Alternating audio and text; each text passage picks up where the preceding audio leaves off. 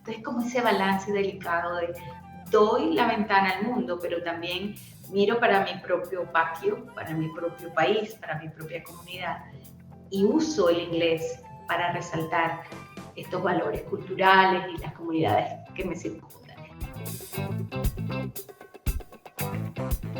Hola a todos, bienvenidos al podcast de Trinity Argentina y a esta serie de encuentros que llamamos The Power of Your Voice. Conversaremos con personalidades influyentes en el mundo de la enseñanza y el aprendizaje de las lenguas extranjeras, para compartir experiencias, proyectos y nuevas tendencias que puedan inspirarte en tu práctica diaria. ¿Listos para el episodio de hoy? La doctora Nayibe Rosado Mendinueta es profesora y formadora de docentes en el Instituto de Idiomas de la Universidad del Norte en Barranquilla, Colombia. Actualmente es la presidenta de la Latin American Association for Language Testing and Assessment, la ALTA.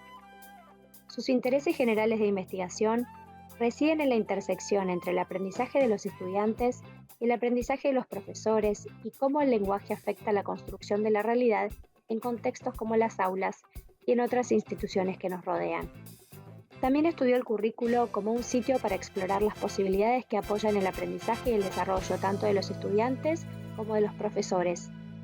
Su investigación actual está fuertemente apoyada por la investigación-acción, la evaluación, la alfabetización académica y tecnológica, la identidad docente, las pedagogías visibles para facilitar el aprendizaje y el desarrollo, el currículo y la diversidad cultural.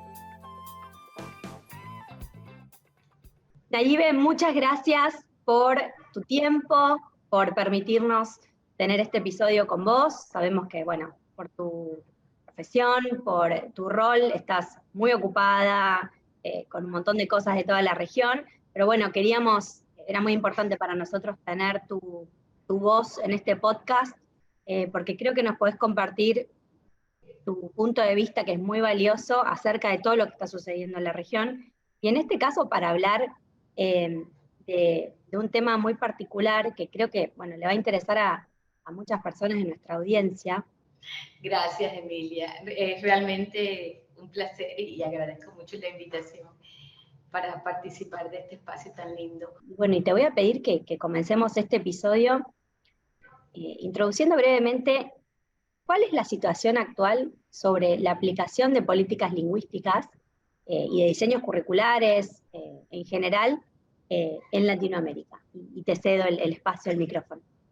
Yo estoy aquí en varios roles. Un rol que tengo bien interesante es el de ser la presidenta de la Asociación Latinoamericana de Evaluación de Lenguas, que llamamos la ALTA. Y allí hemos tenido la oportunidad recientemente con los miembros de la ALTA de hacer una exploración de cuáles son las políticas y qué está pasando en términos de políticas lingüísticas, porque también nos interesa ver mucho cómo está la situación de políticas para lenguas extranjeras y cómo es la situación de la evaluación.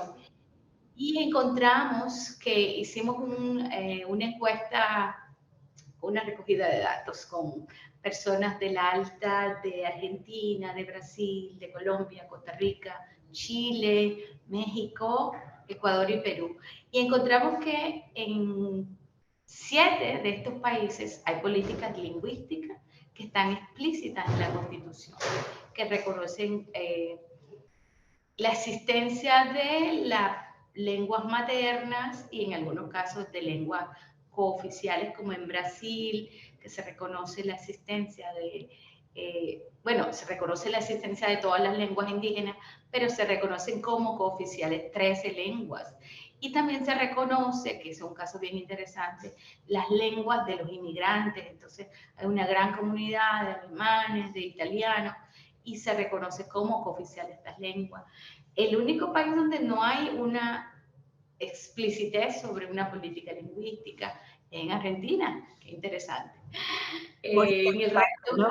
Muy interesante. Tal vez se da de facto, si hay ese reconocimiento lingüístico, pero no encontramos, o por lo menos nuestro informante no lo dijo.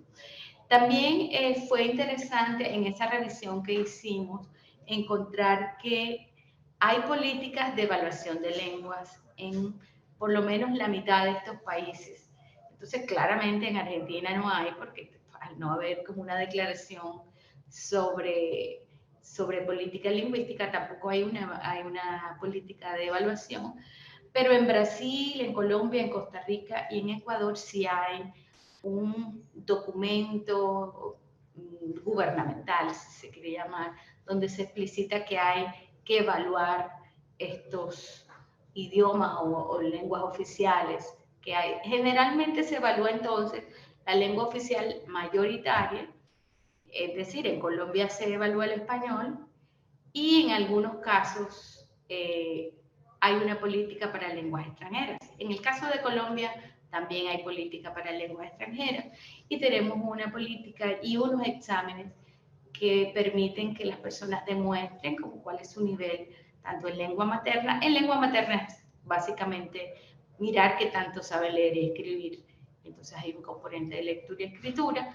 Y en lengua extranjera, en nuestro caso es inglés, la que está reconocida de manera oficial, también hay una prueba que da cuenta de eso. En otros lugares también las hay. Donde no hay, lo que sí también encontramos es que se utiliza el marco de referencia europeo como ese referente internacional que permite a las instituciones derivar como el currículo, los exámenes, inclusive la formación docente. Entonces hay un referente, de hecho, en algunos países declarado oficialmente, como en Colombia, que hay una adopción que se traduce luego en unos estándares para definir a partir de ahí currículos y demás. En Argentina bueno, sí hay diseño curricular de lenguas extranjeras, porque de hecho recuerdo en mis épocas del profesorado que lo estudiábamos, y porque por supuesto uno tiene que evaluar, digamos, como docente, basar sus planificaciones o su armado de planificaciones anuales o lo que fuera que esté enseñando, en este caso el inglés, obviamente en los contenidos que establece el diseño curricular para los distintos niveles, sobre todo. Acá es bastante fuerte la división entre la currícula estatal de las escuelas estatales y de las escuelas privadas, que quizás tienen que cumplir como contenidos prioritarios, pero después pueden agregar horas extra, bueno, además lo que sucede con la educación privada, pero sí, hay un diseño curricular de lenguas extranjeras y eso se toma como base. Como base, sí, exactamente. Sí, y es bueno que exista, aunque ha habido mucha resistencia, precisamente por la falta de reconocimiento que se da a las otras lenguas cooficiales, indígenas, palenqueras, creoles que existen en Latinoamérica, por la gran mezcla que tenemos de población y por la inmigración tan fuerte que tuvimos en varios momentos de nuestra historia. Entonces, claramente hay resistencia. En Colombia, por ejemplo, hubo mucha resistencia a la idea de que sea el marco de referencia europeo, porque tiene que ser un marco, porque no creamos nuestro propio marco colombiano, si se quiere, o latinoamericano. Lo que se vuelve una oportunidad en una Latinoamérica como la nuestra, donde compartimos tanto a nivel de cultura, pero también somos tan diferentes. Pensar en un proyecto que nos una lingüísticamente, que nos una en miradas y que nos diferencie también, ¿no? Que nos permita unir lo que es posible unir, pero que también nos permita diferenciarnos. Sí, sería bello. Eso me trae como a, bueno, un poco lo que charlábamos anteriormente entre nosotras, ya que nombrás el marco y bueno, ahora que ha habido como una reformulación y se han agregado nuevos descriptores y están muy en vigencia, sobre todo, algo que está muy en vigencia actualmente es el concepto de mediación, no solo en lingüística, sino cultural, a través de, bueno, cómo me acerco, qué tipo de textos elijo, o qué tipo de libros, o los contenidos incluidos, de hecho, en el libro que yo elijo para trabajar en mi curso. También vemos que ahora algunos libros de texto ya empiezan a incluir dentro de sus actividades, no dentro del desarrollo de la actividad, una actividad específica sobre mediación. Entonces, también como docentes, quizás esto es como utópico, ¿no? Podemos decir, desde Latinoamérica nos encantaría no usar descriptores o no usar un marco en general que sea de otro continente que comparte un montón de cuestiones, sobre todo los descriptores propios de la lengua inglesa en este caso, pero que también un poco que relega o deja de lado cuestiones tan nuestras, no tan latinoamericanas o de nuestra cultura, porque además tenemos que lidiar con el choque cultural y todo el tema digamos, de nuestros ancestros y de cómo se formó Latinoamérica, ¿no? Lo que sucedió con las invasiones o en la época del virreinato o las invasiones inglesas en nuestro caso. Entonces es como que hay un bagaje cultural que tenemos que un poco desactivar para acceder a la lengua. Entonces es como muy complejo, y si eso no está contemplado como en la formación docente, o en lo que te puede suceder después en el aula cuando un alumno, niño o adulto, puede venir con estos temas que son muy válidos, o qué texto elegís que es tan extraño a lo que yo veo todos los días. Entonces, como que puede sonar utópico, pero a la vez la mediación es algo muy relevante hoy en día. ¿Cómo lo ves vos?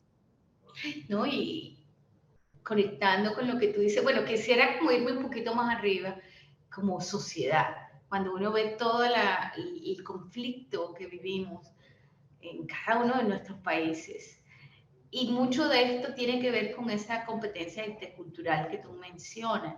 Hasta qué punto el sistema educativo y la formación en la familia, e inclusive en los entes por fuera de la escuela, las instituciones, estamos promoviendo esa mirada intercultural, de reconocimiento de la otra edad, del reconocimiento del otro, y no solo el otro extranjero que viene de un país con unas prácticas o una cultura un poco más distanciada de la nuestra, sino el otro nuestro, el del área rural, el de la comunidad indígena, el que viene de procesos de minorización, se le puede llamar, que vienen de una cultura que es nacional, pero también es diversa, es diferente. Entonces, como país, como ciudadanos, debemos ocuparnos de ese desarrollo de competencia intercultural, porque eso nos permitirá también como países en Latinoamérica conectarnos mejor. Cuando yo reconozco la argentinidad tuya y tú reconoces mi colombianidad y encontramos maneras de conectarnos a pesar de visiones diferentes que tenemos de la vida. Imagínate lo importante, ya tú lo mencionaste, que es que un docente de lengua, y cualquier docente realmente, tenga desarrollada de manera muy planeada y consciente esa competencia intercultural. No solamente para la selección de materiales, textos, sino también para el abordaje que se va a hacer de la interacción de aula, de cómo reacciono a las diversas experiencias que traen, de cómo promuevo el compartir de esas experiencias de vidas culturales. Yo tengo una estudiante muy linda que está trabajando en una comunidad en Cartagena, que es un lugar supremamente famoso porque es turístico en Colombia, pero dentro de la comunidad hay un grupo minorizado de palenqueros. Un palenque es una población de personas negras que se liberaron del yugo, hicieron una población, se fueron, escaparon y crearon comunidad. Ellos perviven hoy, la cultura está fuerte, la lengua está fuerte, pero al ir a la escuela, que es etnoeducativa, que debe responder a estas necesidades, el estudiante, el niño tiene vergüenza de hablar como él habla, con su acento palenquero, de expresar sobre sus vivencias normales y culturales. Y solamente se representa desde lo exótico, porque eso es muy bueno con cierta comida o con ciertos bailes, pero la vivencia normal de un ser humano no exotizado muchas veces no se reconoce. Entonces, claramente, el rol de mediación del profe, de la profa, que está allí, que puede tener esa formación y la capacidad de interactuar de manera interculturalmente pertinente, que no solamente a este minorizado, sino pues, a la variedad que hay normal, a la diversidad como normal de un aula de clase. Entonces, el rol del docente es súper poderoso. Es muy poderoso y además es como que, hablando del inglés, porque es como lo que nos compete, digamos, en este espacio, pero pensando en esto de lengua, de impartir lengua y cultura, o enseñar o compartir lengua y cultura, lo que me produce reflexionar sobre una cultura que no es la mía y que, bueno, yo estoy adquiriendo el idioma, que es como algo tan importante, es que yo termino reflexionando sobre mi propia cultura. Eso es como lo interesante, porque es, bueno, yo al compararme o analizar algo que es tan diferente a lo que yo vivo, es como una oportunidad, por eso como que la mediación como oportunidad de aprendizaje más allá de la lengua, es bueno, entonces nosotros, ¿qué con esto? O bueno, entonces vos cómo harías o cómo actuarías en tal o cual caso. Entonces yo reflexiono sobre mi propia postura o sobre mi propia cultura. Y además, esto que vos decís, si tenés en el aula que vos estás, en el grupo que vos estás enseñando, una variedad de culturas, tenés variedad de miradas y de voces. Entonces, como que se enriquece la clase, ¿no? Y vos pensás que por ahí tenías pensado enseñar el pasado simple y terminaste reflexionando por un disparador sobre algo tan profundo y que, bueno, hablando de habilidades del siglo XXI, ¿no? Y que forma personas para el futuro y un mundo que va a ser globalizado y en el que van a tener que, si tienen la oportunidad, compartir con un montón de personas provenientes de distintas culturas. Entonces, pensar como en una formación más integral del alumno, ¿no? Y es lindo el profesor de inglés y la profesora de inglés porque el profesor de inglés y la profesora de inglés tienen un estatus particular en las escuelas. O sea, es como esa persona que, wow, tiene una mirada, aprendió otro idioma, me abre el mundo, me trae el mundo al aula, me proporciona oportunidades para ver ese mundo y acercarme a él. Y el estatus del inglés ayuda mucho a que si un profe valora desde su clase de inglés esta variedad cultural y valora las otras lenguas, eso le da como un peso importante. Entonces yo sí diría que, hablando del poder que tiene un profe, del superpoder que tiene un profesor de lengua extranjera, en este caso inglés, pero puede ser cualquiera, cuando ese profe reconoce que aunque él habla en inglés y está en una posición, un estatus diferente, reconoce esa variedad, trae temas, conversa de estas realidades y es capaz de activar en estos estudiantes el orgullo por lo propio, el orgullo por ser de esta comunidad en particular, de venir de lo rural, de lo que aporta un niño, una niña que viene de un contexto rural en conocimiento ecológico, en conocimiento del sentido común, cuando tú lo comparas con un niño de la ciudad. Entonces, poder activar todos estos conocimientos y darle un lugar de valor en el aula, a partir de un docente que además siempre es como inspirador el profesor de lengua, es como siempre interesante y escucharlo y de hecho los estudiantes creen que el profesor de lengua extranjera no habla su idioma, ¿verdad? Entonces cuando lo... ¿Dónde eso? Sí, creo que sí hay que recuperar, ya está, pero recordar como esa responsabilidad tan importante que tiene el profe y volvemos al tema de la formación docente. Cuando yo solo creo que el inglés es lo importante o la lengua extranjera que estoy enseñando y dejo de lado y me voy a mostrar el desayuno, ir al parque en un contexto que no se acerca a mi realidad, pues se crea una oportunidad de ver un resto del mundo, pero también se le quita un poco de valor a lo propio. Entonces, como ese balance delicado de doy la ventana al mundo, pero también miro para mi propio patio, para mi propio país, para mi propia comunidad, y uso el inglés para resaltar estos valores culturales y las comunidades que me circundan. Claro. Y Nayibe, ¿vos ves posible, o sea, ves factible que en un futuro cercano podamos tener en la región algo parecido al marco común, algunos descriptores así propios? ¿Lo ves posible o es una utopía que la verdad que tienen que pasar muchas cosas para que esto suceda? Pues ahí es donde yo veo el valor de la evaluación.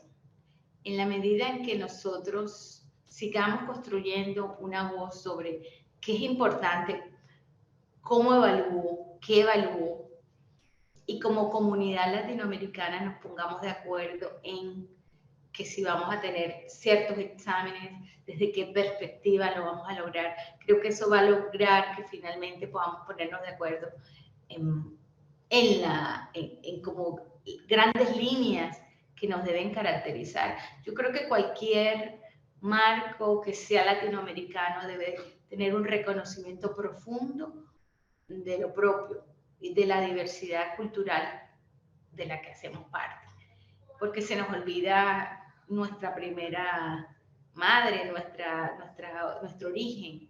Venimos de comunidades indígenas, pero lo indígena se oculta, nos da vergüenza un poco, se invisibiliza.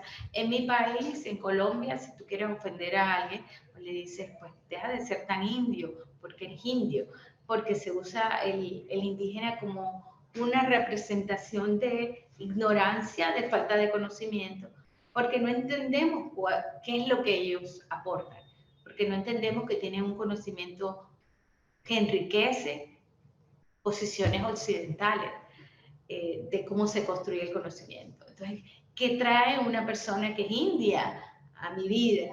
Una conexión cercana con la naturaleza, un reconocimiento de cómo todos nos conectamos, de cómo somos parte todos de un sistema que se alimenta, que se retroalimenta. Y eso es lo que nos muestran ahora los científicos. Si tú empiezas a mirar toda la discusión de la situación grave que estamos viviendo como planeta, al final estamos yendo de vuelta a recuperar estos conocimientos iniciales de cómo la vida toda se conecta y que nosotros somos una parte de, y no somos los que determinamos cómo se mueve la vida. Ese conocimiento pues no lo hemos reconocido hasta que no viene un científico occidentalizado a contarnos que es importante estudiar la ecología, cuando la ecología es parte de la mirada indígena que tenemos. Y ancestral, totalmente, sí. Por poner un ejemplo como cercano para mí, pero que probablemente sea muy pues le hable a otras personas que están escuchando este podcast, cómo no reconocemos. Entonces, en la medida que nosotros como Latinoamérica podamos ver eso que nos une, reconocer esos conocimientos ancestrales, conectarnos en unas líneas gruesas de qué valoramos, y si empezamos desde la evaluación sería un gran paso, porque si hay algo que ayuda a organizar una experiencia educativa, por ejemplo, es tener una evaluación clara. Exacto. Y sabés que algo que siempre me pareció muy interesante, bueno, en nuestro caso los exámenes de Trinity, es no solo el espacio de elegir el tema, viste, el topic con el que los alumnos empiezan, que eso es absolutamente personal propio y que sería una muy linda oportunidad para alguien con sus particularidades de querer compartir algo o traer algo de su propia cultura. Eso siempre sucede y es muy interesante. Pero en otra parte del examen, por ejemplo, los alumnos tienen que hablar sobre distintas áreas de vocabulario, ¿no? Y en una de esas, en un nivel muy específico, una de esas partes es costumbres nacionales. Entonces, obviamente que aplica a cualquier nacionalidad donde el alumno esté tomando el examen, y acá sucede siempre algo muy lindo, y yo lo tengo muy presente porque en una época trabajaba en un colegio donde los alumnos rendían justamente este nivel, y siempre buscando, como era una muy linda oportunidad para buscar cuestiones muy argentinas, ¿no? Bueno, entonces los alumnos hablaban del mate, en nuestro caso, de las empanadas, de lo que pasa en las fechas patrias, cómo eran las costumbres antes y qué mantenemos al día de hoy, los pastelitos, no sé, la escarapela, los emblemas nacionales. Y es una linda oportunidad también que sucede en un contexto de examen, donde yo tengo un examinador que no habla mi idioma en este caso, o que quizás está en nuestro caso en Inglaterra a través de una computadora y demás, y yo le comparto un pedacito de mi historia, de mi cultura. Entonces, eso siempre a mí me gustó mucho.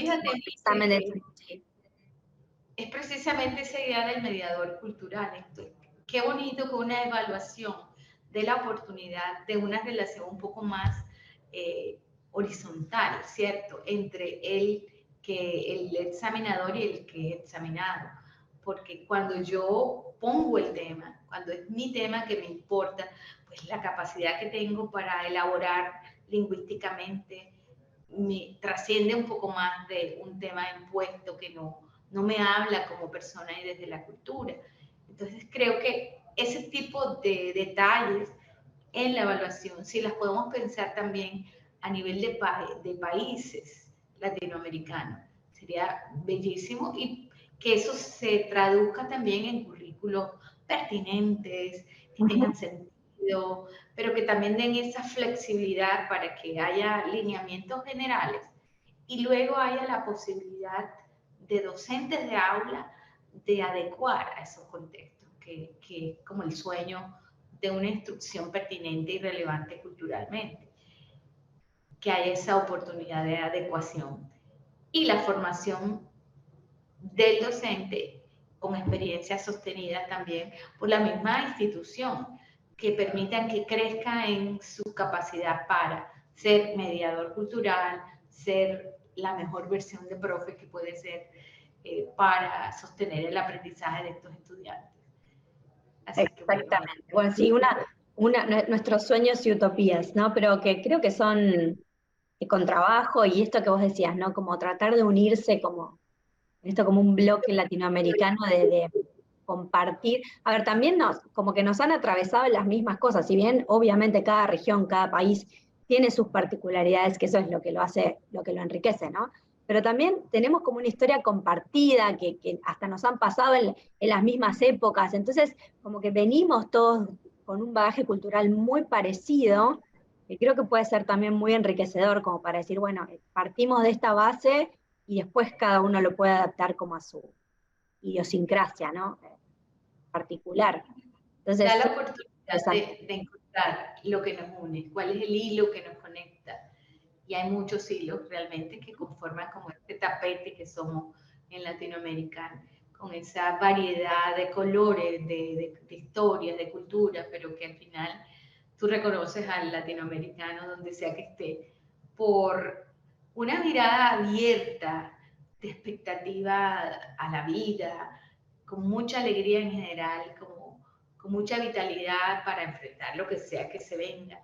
Tú reconoces a un latinoamericano donde lo ves, en cualquier parte del mundo, porque tiene esa otra cosa. Y bueno, lo digo con mucho orgullo, qué rico ser latinoamericano.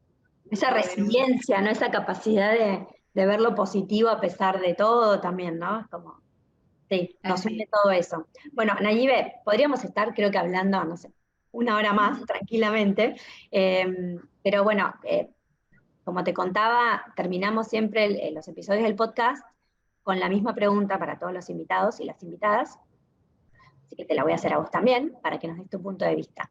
Y la pregunta es la siguiente: ¿qué consejo le darías a alguien, a un profe, a una profe que recién está comenzando en esta hermosa profesión que compartimos? ¿Y cuál es el mejor consejo que vos has recibido en tu profesión? Esa es una pregunta muy linda y difícil. Cuando yo pienso en alguien empezando el camino, yo recuerdo la pasión, la alegría, el entusiasmo por la profesión, por enseñar. Entonces yo le recordaría a los que están empezando que esa llama realmente hay que mantenerla viva, que nunca dejen que la llama de la pasión por aprender, de ese amor que tiene uno porque está tocando vidas, toca corazones, toca vidas. El poder de un profe, de una profe es impresionante. Cuando personas como yo, que ya llevamos mucho tiempo en esta profesión, miras hacia atrás y te encuentras con personas cuyas vidas ha tocado, te das cuenta del poder y de mantener siempre como la llama de la pasión por aprender y por enseñar viva.